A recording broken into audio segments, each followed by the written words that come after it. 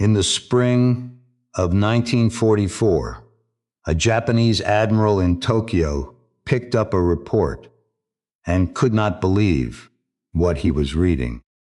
7 of his submarines had vanished, not sunk in a fleet battle, not lost to a task force.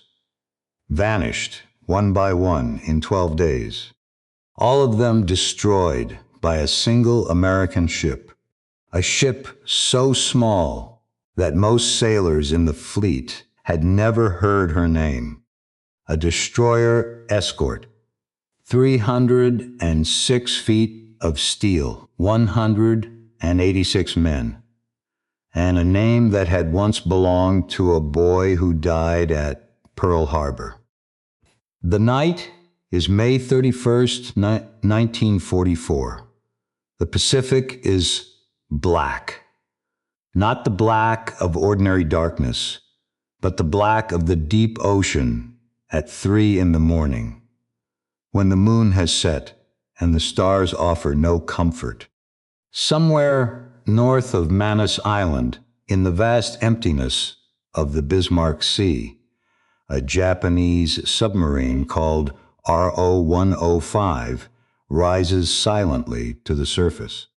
Her crew has been hunted for 6 hours. They believe in this moment that they have escaped. They are wrong. 4,000 yards away, an American sonar operator hunches over his console, his fingers trembling from exhaustion, his headphones locked to a single frequency. A pale green line moves across the screen. He does not blink. He does not breathe. He simply raises one hand and points. Above deck, on the bridge of a small warship most Americans have never heard of, a lieutenant leans into the cold wind and whispers 3 words to his captain. And with those 3 words, a record is about to be written that no navy in the world has ever broken. Not then, not in the 80 years since. 6 enemy submarines destroyed, 12 days, by one small ship, halfway around the world, in a paneled office in Washington, D.C. Admiral Ernest J. King sits at his desk reading a telegram that has just arrived from the Pacific Fleet. He is a stern man, a cold man, a man who does not smile, but when he finishes reading, he sets down the paper, removes his glasses, and speaks a single sentence to his adjutant, a sentence that will be quoted in naval history books for generations. There'll always be an England in the United States Navy. But to understand why one of the most powerful admirals in the world would say such a thing about a small, unremarkable escort ship, we must go back. We must go back further than the sonar screen, further than the burning submarines, further than the war itself. We must go back to a morning in Hawaii when the ship did not yet exist, when she was only a name. And the name belonged to a boy who was about to die. Pearl Harbor, December 7th, 1941, 7:55 in the morning. The battleship USS Oklahoma is moored at Battleship Row, tied alongside the Maryland, her hull rising gray and enormous against the blue Pacific sky. On board, a 20-year-old ensign named John Charles England is finishing breakfast. He is a young man from Alhambra, California. Dark hair, a quiet face, the son of a middle-class family who had raised him to believe that duty was not a word, but a way of living. He has been in the Navy for less than a year. At 7:55, the first Japanese torpedo strikes the port side of the Oklahoma. Then a second, then a third, then a fourth, then a fifth. In the space of 10 minutes, 9 torpedoes will tear open the belly of the great warship, and she will begin to roll, not sink. Roll. Water floods the port compartments faster than the crew can seal them. The Oklahoma tilts 15 degrees. Then 30. Then 45. Sailors slide across the decks. Bulkheads become floors. Floors become walls. Men who a moment ago were eating powdered eggs are now trapped inside a metal coffin that is turning upside down in the water. Ensign John C. England is somewhere inside that coffin. The Oklahoma capsizes in 12 minutes. 429 men die that morning aboard her. Some drown quickly. Others survive for days, tapping on the hull from the inside, their signals growing weaker until the water rises above their mouths. Rescuers cut through the overturned hull for 36 hours, pulling out 32 survivors. Ensign John C. England is not among them. His body is never recovered. His name is added to a list that will grow to hold more than 2,300 souls before the day is over. And in Alhambra, California, a Western Union telegram is delivered to the front door of a woman named Harriet England. She reads the words. She does not scream. She does not fall. She simply folds the paper, walks into the kitchen, and stands at the sink for a very long time. She was his mother. 2 years pass. The war rages across the Pacific. Islands with names Americans cannot pronounce become graveyards.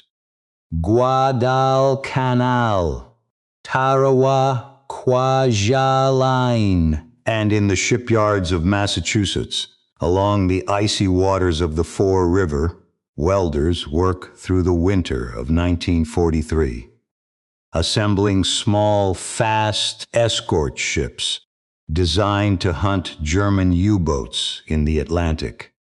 One of these ships is given a hull number, DE-635, and a name, USS England. She is not a great ship.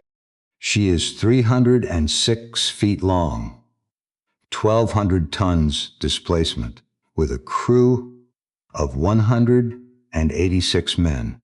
She is what the Navy calls a destroyer escort, a cheap ship, a fast ship, a ship built to protect convoys, not to make history. In the newspapers, they will not write about her. In the fleet, she will be forgotten among 100 sisters. But on September 26, 1943, when she slides down the launching ways at the Bethlehem Hingham shipyard, one figure stands at the bow, a woman in a dark coat, her hair pulled back, her face steady. Harriet England raises a bottle of champagne and swings it against the steel hull of the ship that carries her son's name. The bottle shatters. The ship enters the water, and the mother of a dead boy watches her son sail again. She does not know it yet. No one does. But this small, unremarkable ship is about to sink more submarines in 12 days than any warship in the history of naval combat. And every one of those submarines will belong to the empire that killed her son. The commanding officer of the USS England is Lieutenant Commander Walton B. Pendleton, he is a man in his 40s, careful, reserved, not the kind of officer who craves glory. He speaks softly. He listens more than he talks. His men respect him, not because he is loud, but because he is fair. His executive officer is a different creature entirely. Lieutenant John A. Williamson is 33 years old, lean, intense. A man who studied anti-submarine warfare at the Fleet Sound School in Key West, with the obsession of a scientist. He does not sleep well. He reads technical manuals at night. He carries a slide rule in his pocket, and he is fixated on a single weapon that most of the fleet has written off as useless. It is called the Hedgehog. It looks like a strange, spidery contraption bolted to the forward deck. 24 small mortar bombs arranged in a circular pattern, aimed forward, ready to fire in a single volley. Unlike depth charges, which drop from the stern and explode at a set depth, the Hedgehog fires ahead of the ship and only detonates when it strikes something solid. A miss produces no explosion. A hit produces one small, sharp thud. The problem is simple. Across the entire United States Navy, the Hedgehog has earned a reputation for missing more often than not. Most captains have given up on it. They prefer the old, reliable depth charges, which at least make an impressive noise and rattle a submarine, even when they miss. Williamson is not most captains. In the quiet weeks of shakedown training, he does something unusual. He drills his sonar crew again and again. Not for hours, for weeks. He teaches them to read the ocean the way a musician reads a score. He teaches the fire control team to trust the sonar operator absolutely, to fire the Hedgehog not on command from the bridge, but the instant the geometry is right. He builds, quietly, inside the belly of a ship no one is watching, a killing machine no one expects. Pendleton watches his young executive officer with a mixture of admiration and worry. He does not know if the Hedgehog will work. He does not know if Williamson's obsession will lead to triumph or embarrassment. He will find out very soon. Across the Pacific, in his flag headquarters aboard the light cruiser Oyodo, a Japanese admiral is drawing lines on a map. His name is Toyoda Soimu. He is 58 years old, thin, austere, and he has just been appointed Commander-in-Chief of the combined fleet. His predecessor, Admiral Koga Minachi, died 3 months earlier when the flying boat carrying him disappeared in a storm. Toyoda inherited an empire in retreat. He knows the truth, that his government will not tell the Japanese people. Since Midway, since Guadalcanal, since the endless island-hopping American advance, Japan has been losing this war. The Americans build ships faster than Japan can sink them. The Americans build planes faster than Japan can shoot them down. The Americans train pilots faster than Japan can bury them. Toyota has one plan left. It is called Operation Ago. He will lure the American fleet into the waters near the Mariana Islands and destroy it in a single, decisive battle. But to do this, he needs to know where the Americans are. He needs eyes. He orders 7 submarines of the RO class, small coastal submarines with crews of around 50 men each, to form a picket line north of the Admiralty Islands. A line stretching 100 nautical miles across the empty Pacific, a tripwire. If the American fleet moves south, these submarines will see them, radio their position, and Toyota will spring his trap. The line is given a code name, NA. The 7 submarines take their positions. Their captains, young men in their 30s, do not know that they are about to die. They believe they are hunters. They are bait. And Admiral Toyota does not know something else, something so devastating that if he knew, he would recall every submarine, cancel Operation Ego, and possibly resign in shame. The Americans have broken his code.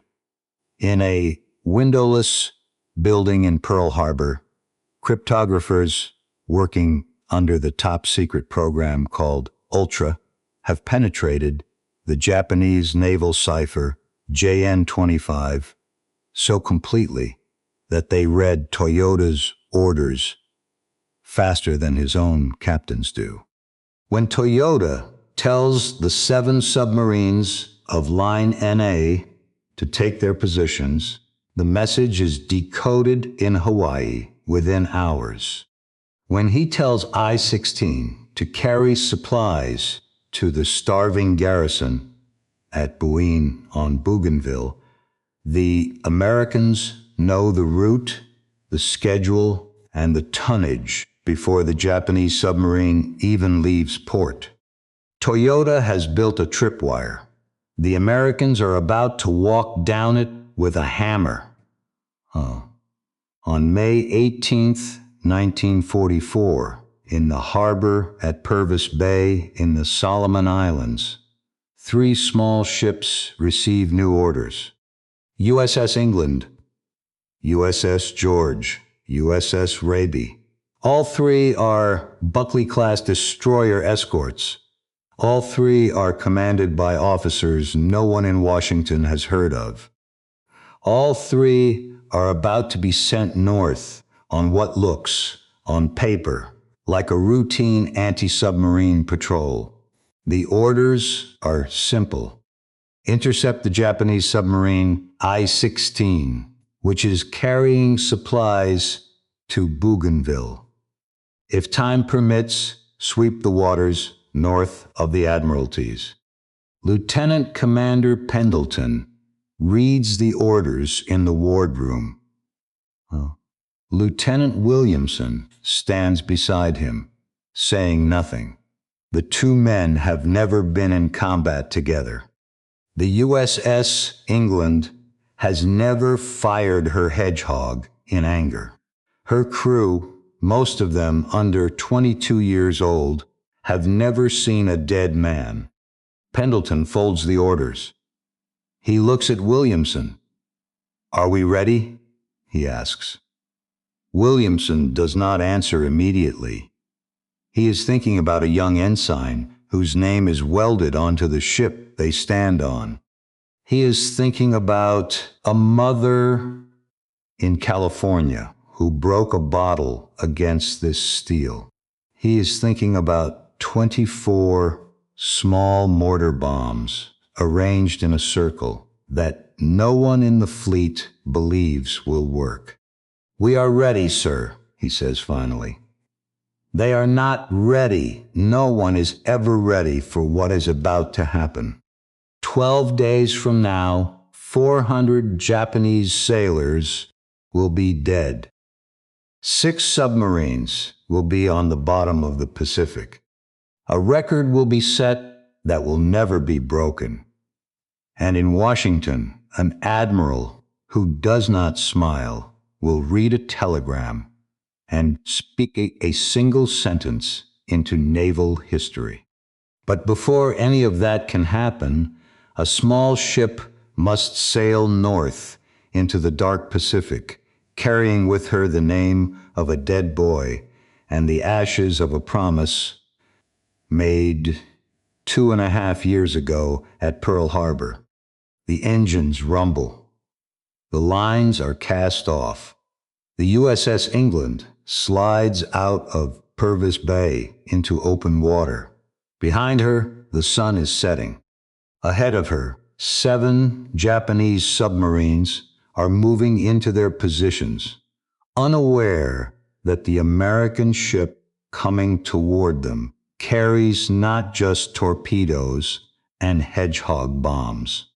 She carries a ghost, and the ghost is hungry.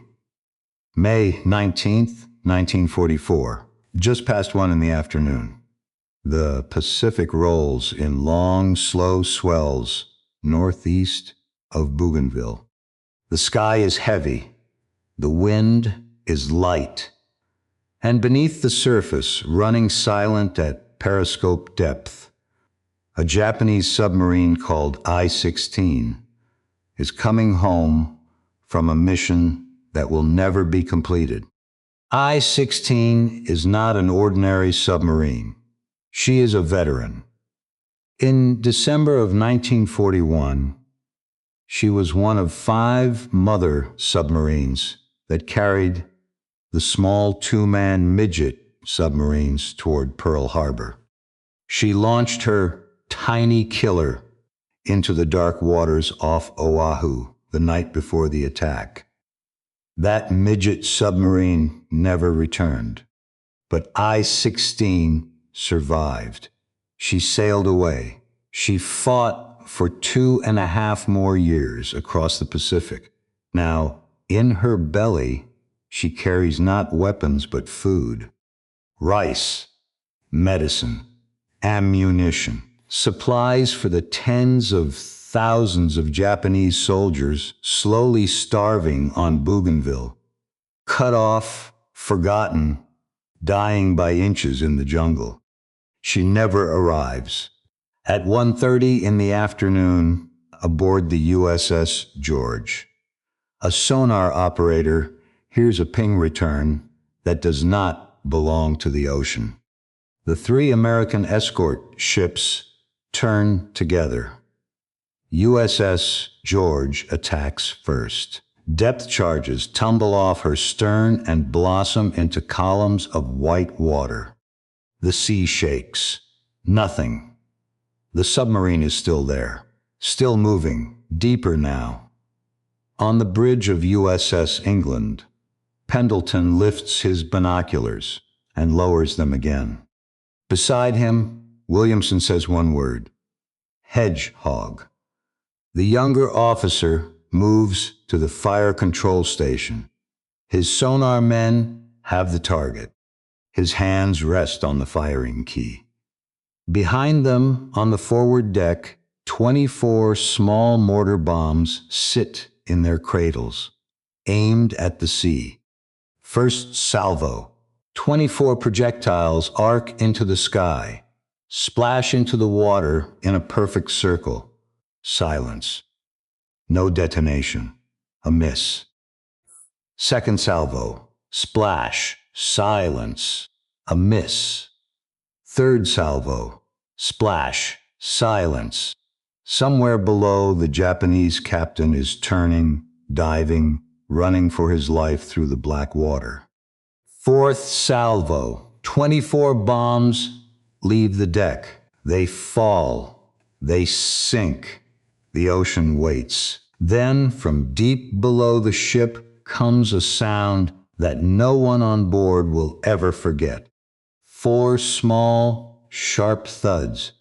And then, 20 seconds later, an explosion so massive that it lifts the stern of the USS England out of the water. The deck plates rattle. Coffee cups shatter in the wardroom. Sailors grab for handrails as the ship shudders like a struck bell. Oil rises to the surface. Wood, papers, a single rubber sandal. I-16 is gone. All 100 men aboard her are gone. The submarine that helped attack Pearl Harbor has been destroyed by a ship named for a boy who died at Pearl Harbor. No one on the USS England says this out loud. They do not need to. Every man on that deck understands what has just happened. Some of them cross themselves. Some of them do not move at all. Williamson turns to Pendleton. His hands are shaking. Sir, the Hedgehog works. 2 days pass. The 3 escort ships move north through open water. And then, on May 21st, the message comes through from Pearl Harbor. Ultra has decoded a fresh transmission. 7 Japanese submarines are strung across the sea north of the Admiralties in a picket line. The line is called NA. The coordinates are exact. Pendleton studies the paper. He looks at Williamson. Williamson looks at the chart. Sir, he says quietly, we can reach them by nightfall. They reach them just before 4 in the morning. RO 106, a smaller submarine with a crew half the size of I-16s, running on the surface to charge her batteries. Her lookouts see the American ships too late. She crash dives.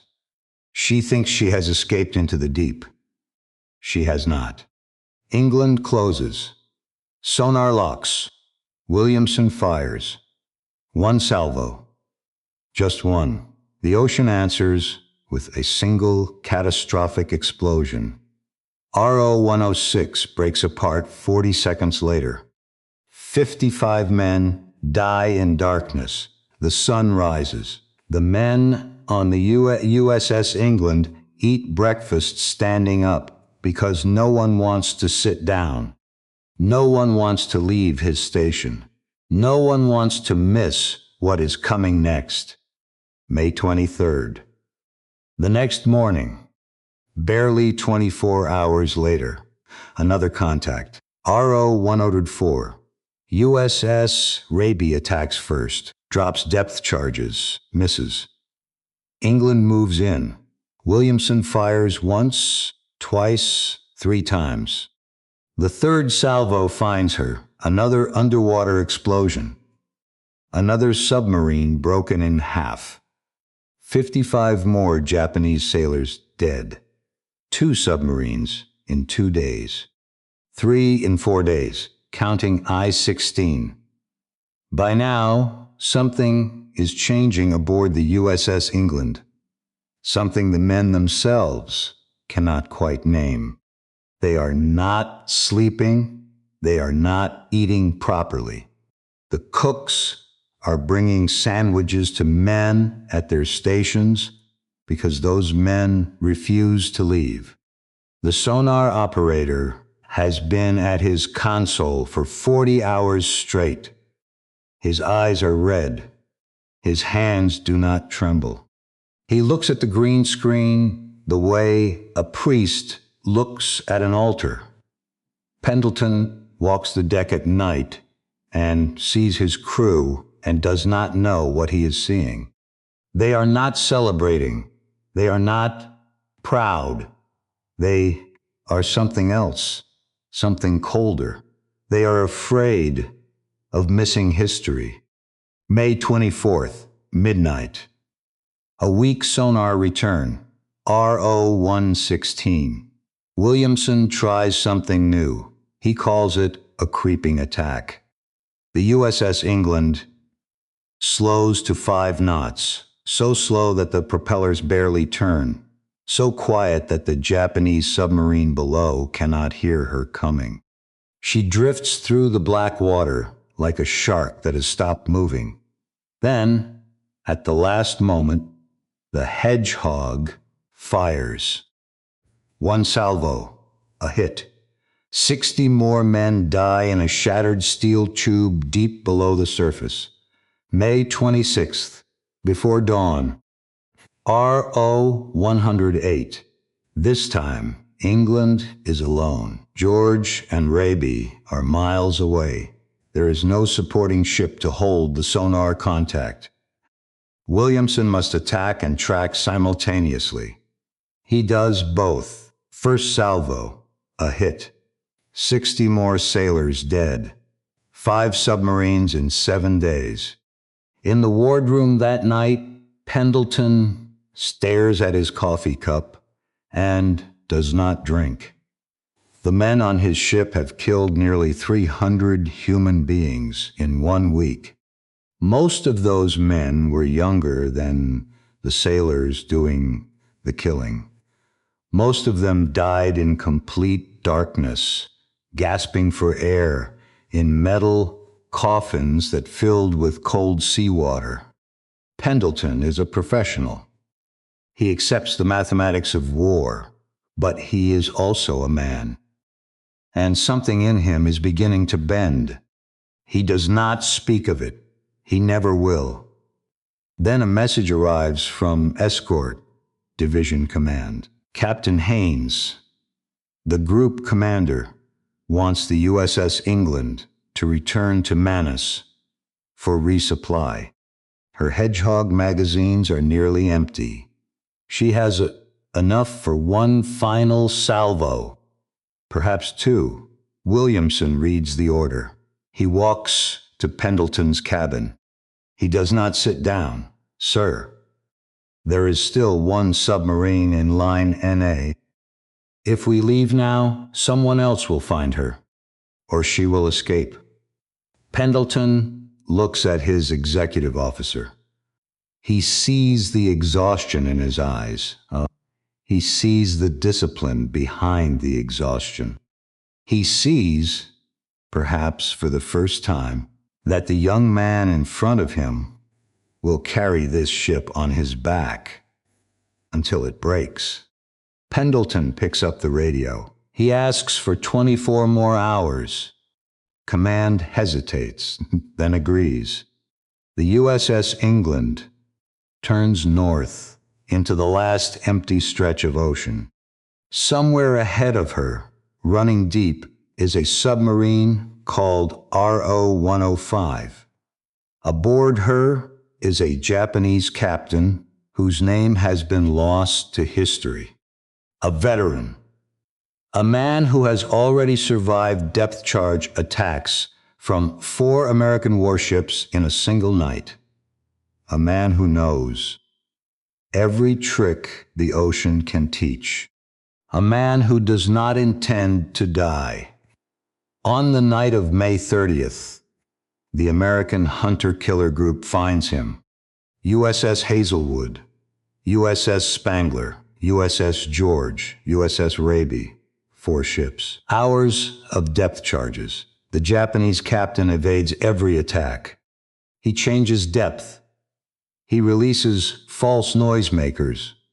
He turns inside his own wake. The Americans cannot kill him. Just before dawn, RO 105 surfaces briefly to recharge her batteries. The American ships open fire. She dives before a single shell finds her. Captain Haynes, on the flagship, is furious. He does something then that will be argued about for the rest of the war. He orders the USS England to stand off, to hold her position. He wants the other ships to have the kill.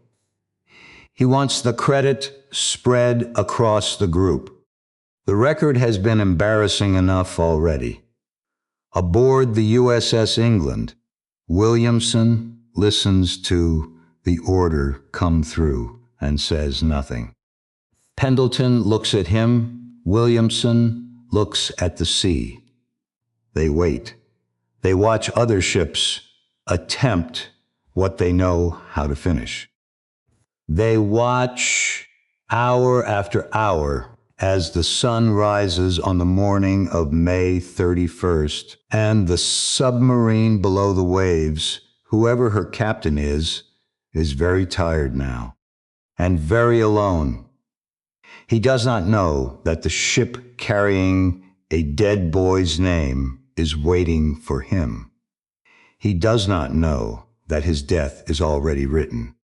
7:35 in the morning, May 31st, 1944. The sun is up now, low and yellow across the Pacific. The sea is calm. The wind is nothing. And on the bridge of the USS Hazelwood, Captain Haynes finally sets down his coffee, picks up the radio, and speaks 4 words he has been trying not to speak for 6 hours. England, take him. Board the USS England. Pendleton nods once. Williamson is already moving. The sonar operator has held contact for the last 20 minutes without blinking. The Japanese submarine below, RO-105, is barely moving. Her batteries are exhausted. Her crew has been submerged for hours. The air inside her hull is thick and hot and tastes of copper. She has fought harder than any submarine the Americans have faced in 12 days. She has one enemy left. Williamson stands at the fire control station. His hands are steady now. There is nothing left in him but memory. He remembers I-16. He remembers RO-106. He remembers the young faces of his sonar men who have not slept, who have not spoken, who have carried this ship on their shoulders for 2 weeks. He remembers a boy named England. He fires. 24 small mortar bombs leave the deck for the last time. They rise into the morning sky. They fall. They enter the water in a perfect circle above the Japanese submarine. 4 small thuds. Then the ocean opens. The explosion is the largest of the 12 days. A column of dark water rises 50 feet into the air. The USS England shudders from bow to stern, and then the sea grows quiet. Debris rises slowly. Oil, wood, a canvas hat. The final pages of what looks like a logbook. Nearly 60 Japanese sailors are dead. RO-105 is on the bottom of the Pacific. 6 submarines. 12 days. 1 ship. The record is written. On the deck of the USS England, no one cheers. No one shouts. The sailors stand in silence and look at the water. Some of them are 18 years old. Some of them are 19. They have just been part of the greatest submarine killing streak in the history of naval warfare. And there is nothing in their faces but exhaustion, and something older than exhaustion. Nearly 400 human beings have died beneath the ocean in 12 days at their hands. That number does not leave a man when the war ends. That number stays. Later that afternoon, the radio operator receives a message from Washington. He carries it to Pendleton. Pendleton reads it, and then he does something rare. He orders the words piped over the ship's loudspeakers so every man aboard can hear them. The voice of the announcer is thin and tinny in the tropical air. The message is from Admiral Ernest J. King, Commander-in-Chief of the United States Fleet. 10 words. Every man on the deck hears them. The men stand at their stations and listen. And when the message ends, no one moves. Some of them are crying, quietly, standing up, facing the sea. Half a world away, Admiral Toyota Soimu is still waiting for reports from the 7 submarines of Line NA. The reports never come. He does not know his picket line has been destroyed. He does not know he is blind. He continues to prepare Operation Ago with the confidence of a man who believes he has eyes on the enemy. On June 19th and 20th, 1944, the American and Japanese fleets meet in the waters near the Mariana Islands. It is the largest carrier battle in history. Toyota commits every plane he has. 600 aircraft rise from Japanese decks. 600 aircraft do not come back. American pilots, waiting for them with radar and superior training and endless numbers, will remember it as the Marianas Turkey shoot. 3 Japanese aircraft carriers are sunk. The Imperial Navy's air arm is destroyed in 2 days and never recovers. Historians will argue for decades about how much of that disaster can be traced back to 12 days in May and 1 small ship and a picket line that never reported home. The answer is not clean, but it is not nothing. And there is one more thing that must be said, something the story does not usually tell. Several of those submarines the USS England destroyed were not carrying torpedoes. They were carrying rice. They were carrying medicine. They were carrying bandages for wounded men on islands the Japanese army could no longer reach.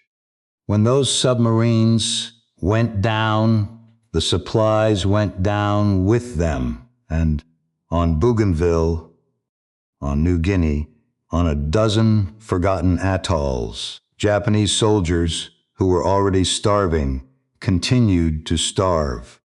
Some of them died in the jungle in the weeks that followed, holding empty rifles, waiting for a resupply that had been sunk by a Hedgehog salvo in the dark Pacific.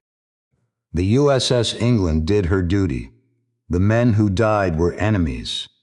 The war was just. All of this is true. And also, 400 young men, most of them younger than the Americans who killed them, are still down there in the black water. They have been down there for 80 years. They will be down there forever. The USS England did not survive the war. On the morning of May 9th, 1945, off the coast of Okinawa, a Japanese kamikaze aircraft came out of the low sun and drove itself into her superstructure at 300 miles an hour. The pilot was probably 19, perhaps 20. His plane exploded on impact. 37 American sailors were killed. 25 were wounded. The bridge, the wardroom, the officers' quarters, all of it was destroyed. Fires burned for hours. The men who had survived 12 days of submarine hunting a year earlier now carried their dead friends across smoking decks in the Okinawan heat. The USS England did not sink. She was towed home to San Francisco for repairs. But the war ended before the shipyards could finish. And on November 15th, 1946, the ship that had made history was quietly stricken from the Naval Register and sold for scrap. She was cut apart with torches. Her steel was melted down. What became of it? No one knows. Lieutenant Commander Walton B. Pendleton survived the war. He retired with the rank of captain, spoke rarely of the 12 days, and lived out his years in quiet. Lieutenant Johnny Williamson survived the war. He rose in the Navy. In 1978, he published a memoir called Ping Jockey, and in its pages, he tried, honestly and without decoration, to describe what it had been like to fire the Hedgehog into the black water again and again and again. He died in 1996. Ensign John Charles England was never recovered. His name is carved on the memorial wall at Pearl Harbor, alongside 428 of his shipmates. Tourists walk past that wall every day and never notice it. There are so many names, but the name did not die. In 1963, the United States Navy commissioned a new warship, a guided missile destroyer Leader. They gave her the same name, USS England. She served for 31 years, from the Cold War through Vietnam and beyond, and she carried the ghost forward. There is one more thing. Every year, in a small hotel somewhere in America, the survivors of the USS England used to gather for a reunion. They grew fewer each year. They told the same stories. They drank the same drinks. And every year, when they raised a glass to their lost shipmates, they raised it also to a boy they had never met. A 20-year-old ensign from Alhambra, California, who died in a burning battleship at Pearl Harbor and never knew that in his name, in his memory, in his silence, 6 enemy submarines had been sent to the bottom of the sea. He never knew, but the ocean remembered. And so did they. There'll always be an England in the United States Navy. The sea has kept the rest.